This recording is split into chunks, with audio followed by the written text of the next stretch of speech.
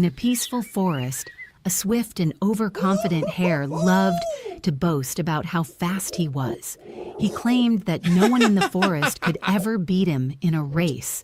One day, a humble and determined tortoise decided to challenge the hare to a race.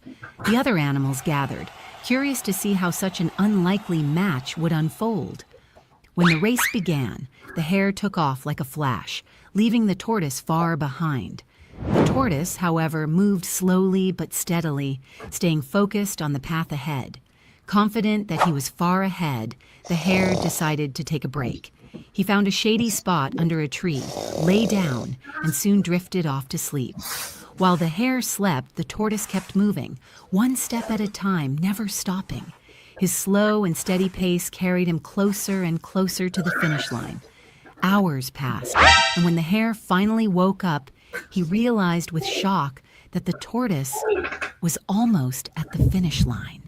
The hare sprang to his feet and dashed toward the finish line as fast as he could, but it was too late. The tortoise, with unwavering determination, had already crossed the line. The crowd cheered as the tortoise proved that consistency and determination can beat speed and overconfidence. What's the moral of the story? In life, it's not always about how fast you go. It's about staying committed, focused, and moving forward, one step at a time. A question to ask yourself: what's one goal in your life where slow, steady effort will lead you to success? Let us know in the comments below. Like, share, and follow for more inspiring stories. Hey, and welcome to Counsel of the Day with Shanrae, and I am Shanrae. Y'all, please excuse me if y'all heard me calling my grandpa. They decided they have to go to the bathroom when it was time for me to get started, okay? So I had to try to get them to hurry up. But tonight is our last and final night of Counsel of the Day with Shanrae.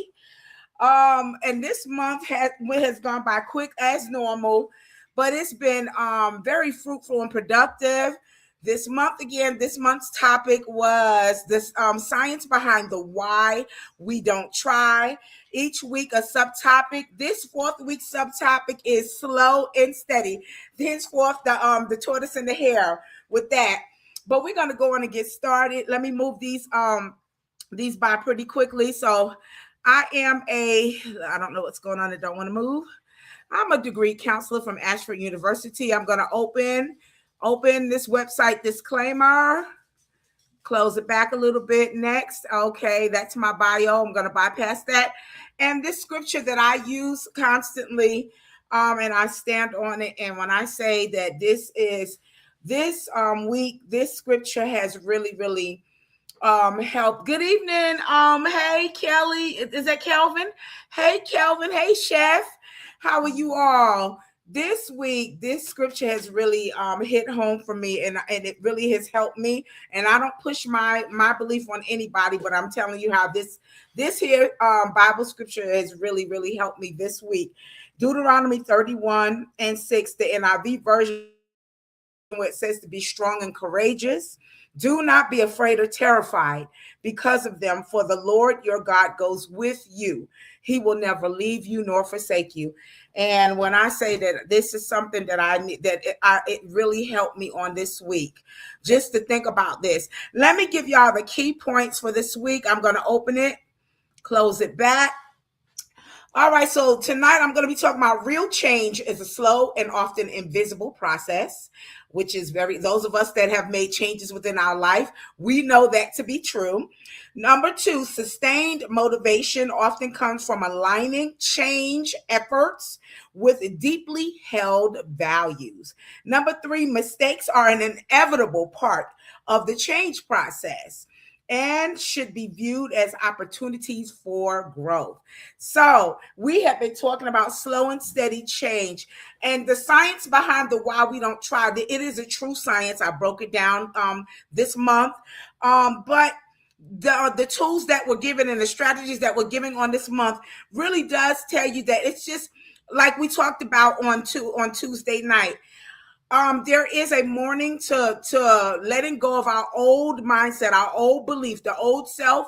It's a morning that comes with it, but and an enlightenment that comes with introducing new ways and new habits into our lives to bring us closer to the better you or the better me that we want to be. All right, so let's get started because this 30 minutes is going to come and go quickly. So tonight we're going to be talking about embracing the slow journey of real change. Now, this theory, this finding, this research is by Dr. Michelle Miss Quirk and Leanne Strauss Cohen. She got a lot of names, y'all. We're going to say Dr. Michelle. All right. And she's known for how small intentional steps lead to lasting transformation.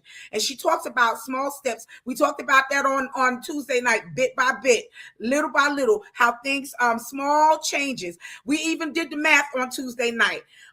We said 1 + 1 = 2. Now we talked about Tuesday night how there are a lot of times it feels like we're taking 2 steps forward, 1 step back.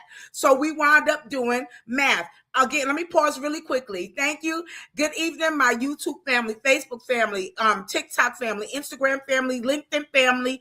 I'm missing something, X family. Thank y'all for being on tonight. So let's go back to what I was saying. We did a little math on Tuesday night. And it talked about how it seems like when you're trying to progress and move forward and move positive change into your lives, we take 2 steps forward, 1 step back. So we did a little math. We did 1 + 1 = 2. So 2, taking 1 step back, 2 - 1 is 1. But you're taking 2 more steps forward. So 1 + 2 = 3. Then it feel like you're taking 1 step back. So 3 - 1 is 2. Then, okay, all right, so 2 + 2 = 4. Then it feels like you're taking 1 step backwards. So 4 - 1 is 3. And then so on and so forth. Now, from my math calculations, which I'm not strong with math, but from those basic things right there, math calculations, you still look like you're coming out on top because 3 is better than 0. You started out with 0. But you wound up with 3. And that's just the little small, little bitty steps. So this is what we're talking about. Don't get discouraged when it feels like you're taking little small steps, because if you actually look at it realistically, you'll wound up realizing that you're actually a lot further than where you were before. So Dr. Michelle says, she talks about, let me give you a little history on her. She's an author and a mother of 2 animated young girls. She is one of the most respected voices in the psychology of people pleasing and navigating the difficulty of living an intentional life while trying to maintain fulfilling relationships. She's the author of 5 books, all of which have received awards and 5 ratings from her readers. And I'm not going to keep going on, but Dr. Michelle is very, very well known and renowned in psychology and being a psychologist. And I really enjoyed doing her research, and just a lot of times when people are doing that research, they're revisiting research that has been out and adding more data to it.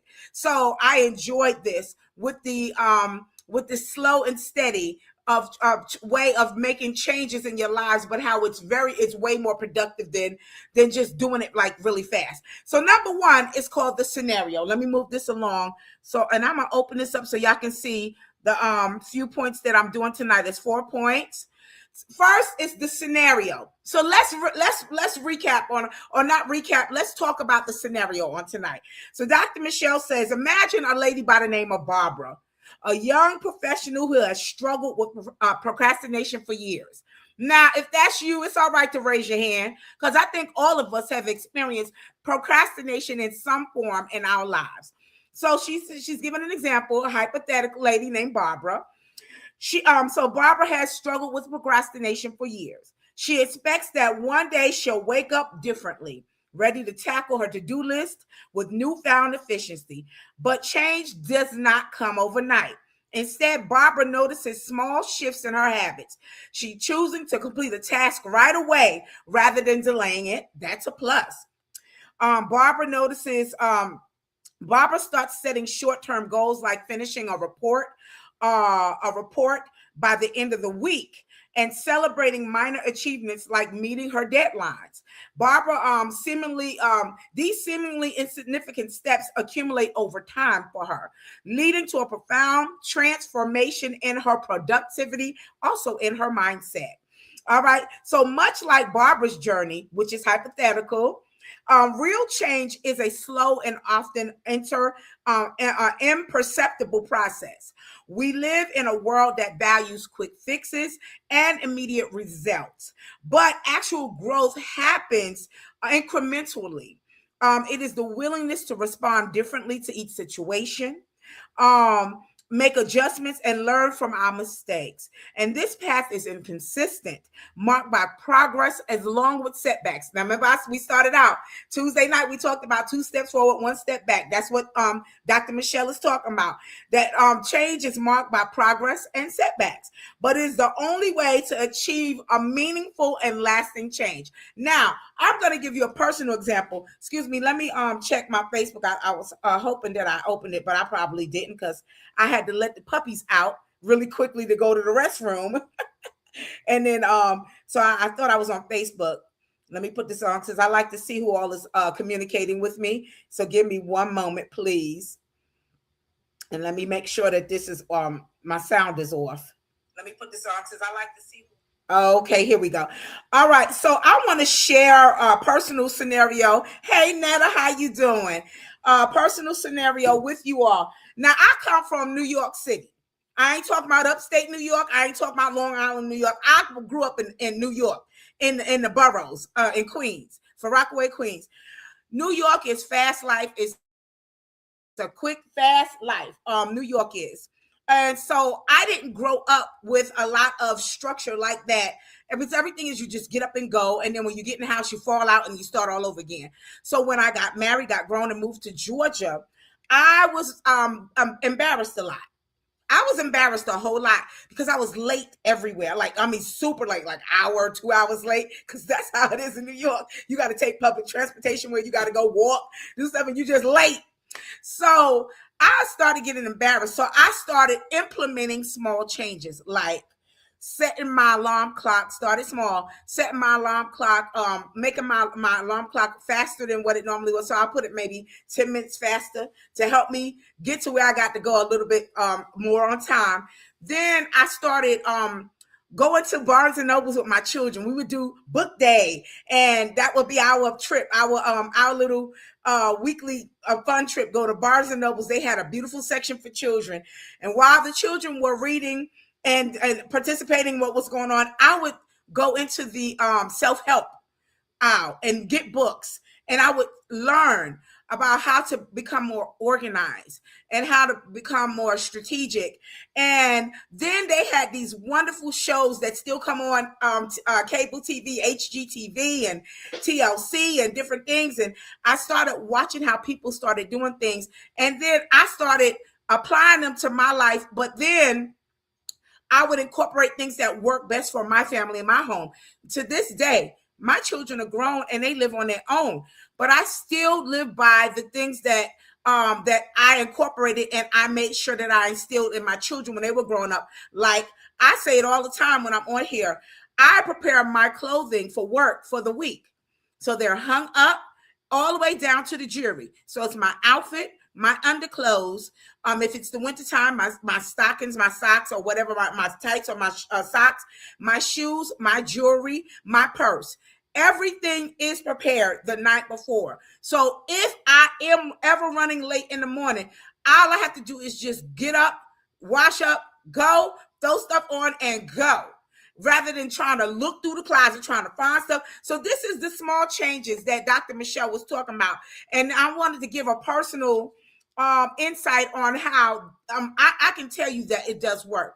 It starts small. I started small and then it increased as the years went on. I still live by these things and I still tweak them to this day. What works for me? Number 2, change is rarely a straight line. So it is more like navigating a winding path with unexpected twists and turns. For instance, individuals attempting to adopt healthier lifestyles might begin by making minor dietary adjustments or incorporating short exercises into their routines. These modest efforts may seem trivial initially, but they are laying the foundation for more significant changes. So the winding path represents the journey of change. Okay, of changes. All right, I'm gonna say it again. The winding path represents the journey of changes. Hi, Helen. How you doing? Um, all right, and so with its ups and downs, detours, and unexpected challenges, over time, these new habits become ingrained, transforming our overall health and our well-being. So while we are trying, and a lot of it says if you, but I say we because we're always if we're not changing and growing, then that's something that is wrong with us. I don't care, as long as you're alive, you'll always be growing and changing. That's the way of life. Hey Sean. If we're trying to change everything at one time, we're probably noticing that the change doesn't last very long. Like, it just starts big and it ends big. Okay. Instead, if we start tackling one habit at a time and allowing it to become a part of our normal routines, this provides a more sustainable approach. And this gradual shift helps us to avoid burnout, and it ensures that each positive change has time to take root and flourish, leading to lasting and meaningful transformation. So research into habit information has revealed varying estimates of how long it takes to implement a new habit. A lot of times they say if you do it for 21 days, it'll stick. Sometimes it depends on the person. It might take 21 weeks and it'll stick. But mostly, if you do the same thing over and over for 21 days, a lot of times it really sticks and it becomes a habit. All right. So while the common belief is that establishing new routine she said 30 days. The reality is that a bit more, sometimes it takes more. It depends on the person. Number 3, the role of intention and purpose. Intentionality is crucial in the process of change. Okay. And this is an open platform, guys. If you want to chime in, please feel free and I will highlight it. Or if you want to ask a question, I will answer it. But intentionality is crucial. It's crucial in the process of changing, setting clear, realistic goals anchored in personal values and purpose can provide a powerful sense of direction and motivation. For example, someone striving to improve their communication skills might start by practicing active listening during conversations. All right. And that's something that I definitely had to practice down through the years because my mind is always going. My mind is always running, but active listening does take practice. All right. So for someone else striving to improve their communication skills, start practicing active listening skills during conversations. Initially, the change may be subtle. A bit more patience here, a better choice of words there. But these deliberate acts gradually build stronger, more effective communication habits. So it is essential to recognize and celebrate your small victories, okay? Each step forward, no matter how small it is a testament to your commitment and your effort to change and moving up. Okay, reflection allows us to see how far we've come, and it reinforces our commitment to the process. So reflect back on where you were. Don't stay there though. Just look at where you are so you understand how you're moving forward. Okay. And then keep a journal. That helps. Or just simply taking a moment to acknowledge your improvements can help maintain your motivation. Additionally, noticing these changes in others can foster a supportive environment where progress is encouraged and celebrated collectively. For example, a lot of times we can see when somebody is losing weight, but the person that's actually on that weight loss journey, they don't see what other people see. But when people start saying, oh my gosh, girl, what you doing? Or what you doing, man? You starting to get buff. When people start noticing this stuff, that's a great motivator. And it clicks something in your brain and it helps you say, you know what, let me take a look again. Because a lot of times, especially when people are on a weight loss journey, they're looking at the scale And they're like, oh, the scale is not moving. The scale may not be moving, but them inches are, and you're losing them inches, and inches are very important. Your waist may have started out at a 40. You're on your weight loss journey. You think you're not doing anything. But your clothes are getting looser. You're looking better in your clothes. Your body is getting tighter. And then you go take your measurements again. It's like, oh, wow, my waist is at a 36. Now, with me, that would be a miracle because I'm a thick waist girl. So that would be a miracle. But I mean, you know what I'm saying? A lot of times it takes somebody else to notice. And then it's like, oh, let me check this out again. And it's a motivator. So that helps. So do not get discouraged. You have to still celebrate the small steps that you're taking because it's progress. You're better than what you was when you first got started. All right. People that are trying to stop smoking, they gonna slip here and there. Let something bad happen or something out of their control that you can't control happen. Next thing you know, they're outside smoking a cigarette. And it's like, oh my God. But you didn't lose progress. You slipped. You can start all over again. Okay. All right. Number 4. And this is look like this is the final one for tonight. Number 4. Which I'm not going to read all of this, but learning from our mistakes. I say poor choices. Learning from our poor choices. Now, y'all can raise your hand. KK, hey, KK. Learning from our poor choices. How many times have it taken us to make the same poor choice before we learn? Because most people don't initially learn the first time when they make a poor choice.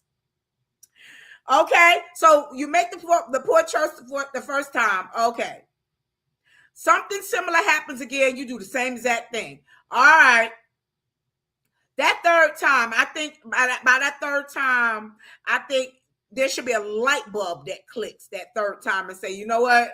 I've been down this road twice. I ain't gonna do this again. Let's just say a scenario. You get with somebody. You think that person is the one. Oh, they teach you and they show you who they are. Then you got to sit there and let them go because it's like, you know what? This ain't worth it. Then they come back all repentant or whatever. And then sometimes they let them on back. But they doing the same thing all over again. And it's like, daggone it. Here we go again. I thought that they were serious when they, oh my. So what is that saying? First time, shame on you. Second time, shame on me. So that's what's going through your head. That second time, shame on me. I should have known this was just what the person is, and that's it, whatever. They just needed, because I was comfortable. I was the fallback person, whatever like that. Or the old school song, I was the cleanup woman or whatever. Okay, so then you let them go the second time. They come back a third time. You let them back the third time. Okay, come on now. You know, we have to learn at some point. We got grace after the first time. Second time, all right, shame on me. But the third time, now we're forming a very bad habit. And that's when a lot of times you need to get some outside help. So to help you get on track, stay on track, and stay on more investment in you and doing the right thing for you rather than continue going down that hole. All right, so number 4 is learning from our mistakes. No journey of change is without missteps. Okay, that's that 2 steps forward, 1 step back. Mistakes, or I call them bad choices. Bad choices are inevitable. Let me tell you why. Mistakes is not knowing. That's one thing. When you never know, you're exposed to it, you're not knowing, you don't know. That's a mistake. But when you do know, right from wrong, and you know to make the right choice and you do it anyway, that's a poor choice. So that's why I don't quickly say mistakes. Everything is not a mistake. Most things are poor choices. So poor choices are an inevitable part of the process and should be viewed as opportunities for growth rather than failures. For instance, and this is the example Dr. Michelle gives. For instance, if someone is working on stress management techniques, I think we all should. How to manage stress better. I feel like if you're a physical type person, get in the gym, start kickboxing, something, get it out. They got those new rooms that you go to downtown. You could pay to go in them little rooms and work it out in them rooms down there where, but if you're a physical type person, get it out that way. Some people are more laid back and subtle. Sometimes they need to just wind down and listen to some atmospheric type of sounds, water sounds. Some people, I do not suggest drinking, smoking, or anything like that. No, I don't suggest that when things are out of your control. I don't suggest that, but find productive, healthy ways to manage through stress.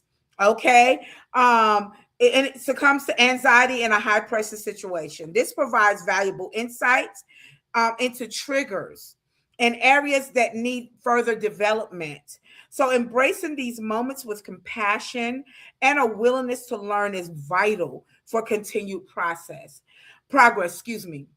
Remember that it's not about avoiding the poor choice, but it's about learning from them and using them to propel yourself forward. Where we at? Okay, we're doing good.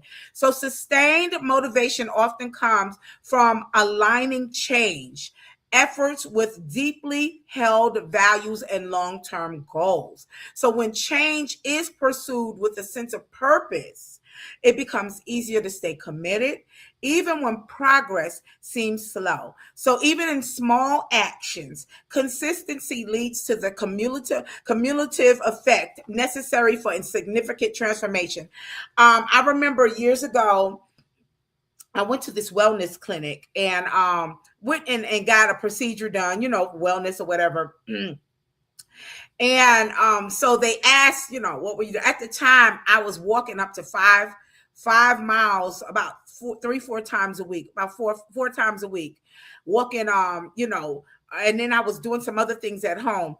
And so I remember that they had a personal trainer there who was trying to solicit, business. It's okay to do that, to solicit business, but I don't like the approach.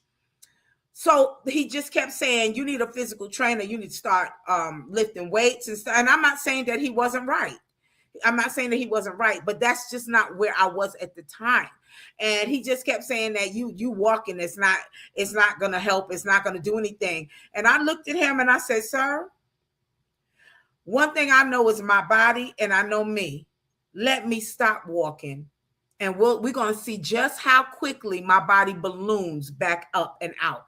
I said, I may not be a figure, an hourglass, number 8 figure, but I do know one thing, that me walking the way I'm walking has made significant changes within my body.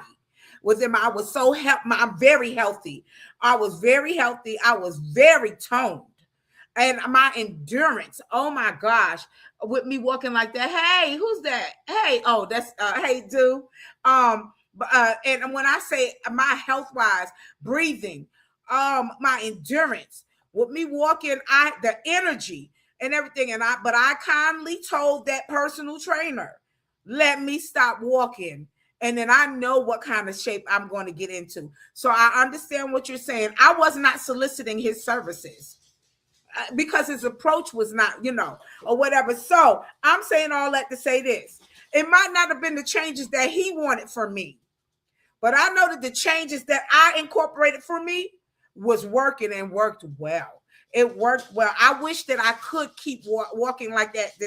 Unfortunately, sometimes when you're diagnosed with certain things, believe it or not, sometimes physical exercise can harm rather than help, and that we have to do things differently, like chair exercise and like that, getting back into that something less, So real change is a slow and often invisible process, but it is achievable with patience, with intention, and with perseverance. So by recognizing and valuing our small steps, we can appreciate the gradual yet profound transformations within ourselves and within others who are attached to us. When they start seeing changes in us, they're like, oh, yes. When they start seeing other people start seeing growth and change in you, that says a lot, okay?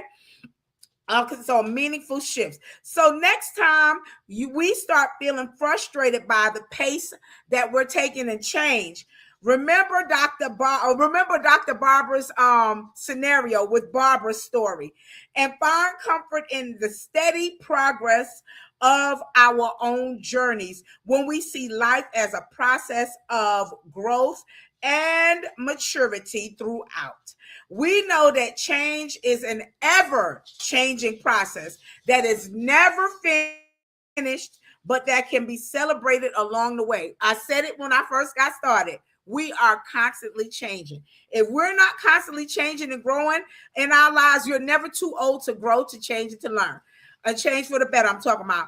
If you're not doing that, then that means something is terribly wrong. If you're the same way today that you was when you was in your 18, 19, 20, something is terribly wrong. And there's some adjustments that need to be made. And I strongly suggest that that's when people need to, I'm going to talk about life coaching and counseling in a few minutes, but I strongly suggest that's when you need help. Someone to help you figure out what's stopping your progress and how you can launch forward to becoming the best version of yourself. Now, I didn't put it in tonight.